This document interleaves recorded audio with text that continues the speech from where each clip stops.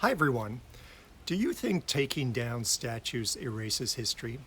On June 7th, anti-racism protesters in Bristol, England toppled and defaced a statue of Edward Colston, and then they threw it in the harbour. All over the world, statues are being moved, toppled, or painted with graffiti.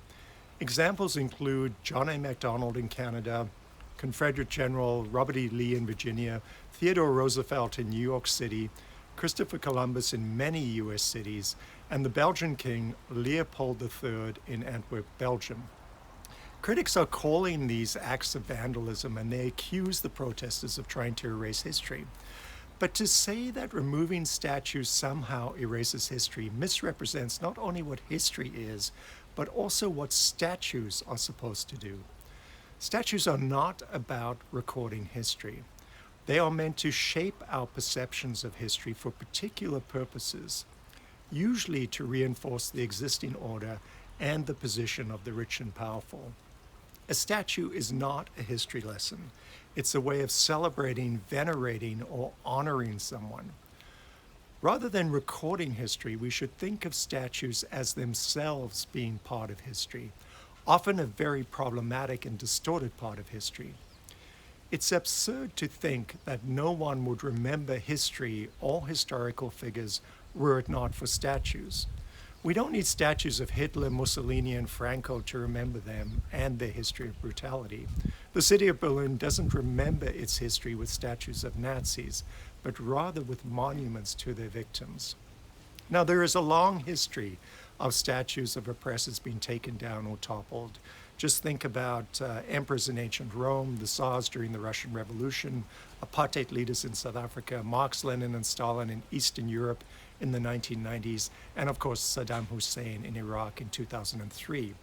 At some point, it becomes intolerable to live with the images of slave traders, genocidal kings, brutal dictators, and the architects of white supremacy. And there is a justifiable fury about honoring these figures in the public square. Edward Colston, whose statue was removed in Bristol, used his great wealth to support charities throughout England, but he made his fortune in the slave trade. So, notwithstanding his charitable work, it is understandable that people would object to honoring someone who made money from enslaving tens of thousands of people. Taking down his statue does not make us forget history. It calls on us to examine it. Similarly, Confederate monuments are modern inventions meant to distort history and celebrate a racist past. They were created by white supremacists. Many were put up decades after the Civil War, including in the 1960s and the 1970s. This was no mere coincidence. The rise of these monuments was a concerted effort to reassert white supremacy at a time of white fragility.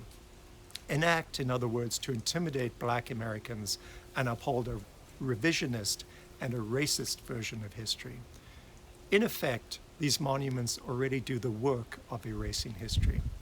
Now, some figures are more ambiguous. Boris Johnson was scandalized when the title racist was recently inscribed onto a statue of Winston Churchill. Now, there's strong evidence that Churchill, like many people of the time, held racist views, but he is also revered as the hero who saved Britain from the Nazis. The same case could be made for Canada's first Prime Minister, Sir John A. Macdonald. No one is arguing we should erase Sir John from Canadian history. After all, his bold vision led to the creation of the Canadian state. But we do need to come to terms with his troubling legacy when it comes to Indigenous people. Asking to reconsider the legacy of these figures, to provide context and interpretation, is not erasing history. Rather, it is engaging with history. Taking down statues is not about creating or erasing history. Rather, it's about who we as a society want to venerate and honor in our public spaces. So how do we proceed? I think we need to broaden engagement when it comes to deciding what to do with existing statues and monuments and who to honor in the future. In other words, a diverse, broadly representative group of community members should be mandated to consider and even to reconsider who gets commemorated in the public square. So thank you for listening to me. Take care and have a restful weekend.